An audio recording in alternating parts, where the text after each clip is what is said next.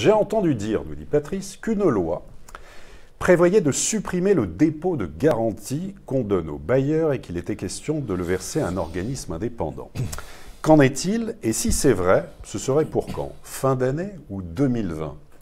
Alors, faut tout part d'une mission que le gouvernement a confiée à un député, qui s'appelle Michael Nogal, député de Toulouse, pour améliorer la relation entre les locataires et les propriétaires et pour restaurer un climat de confiance.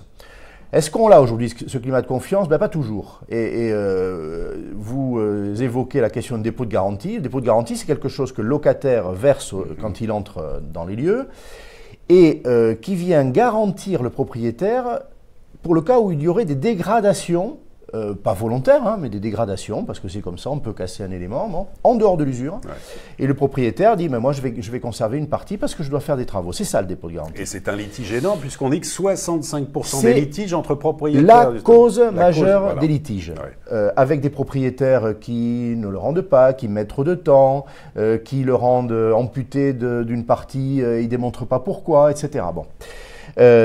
Globalement, il y a des choses à faire pour améliorer la relation entre propriétaires et locataires. Alors, est-ce que le député propose de le supprimer? Non. Non.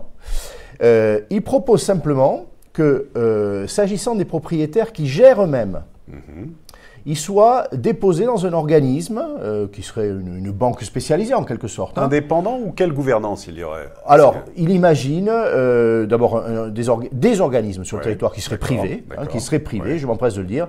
On avait parlé il y a 2-3 ans de la Caisse des dépôts qui est un bras armé de l'État, pas du tout. Hein, c'est pas pour faire passer l'argent à l'État, simplement qui serait spécialisé dans la conservation de ces dépôts. Et le député dit, lorsque certains propriétaires rechignent à le restituer, et on ne sait plus s'ils ont utilisé l'argent ou pas, et ça fait des litiges, là au moins il serait figé, il serait quelque part cet argent-là, il serait protégé.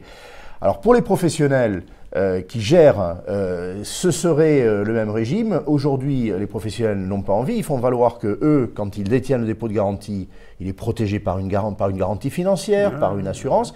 Et c'est vrai que les litiges, quand il y a un professionnel qui gère, sont infiniment moins nombreux que lorsqu'un particulier gère lui-même.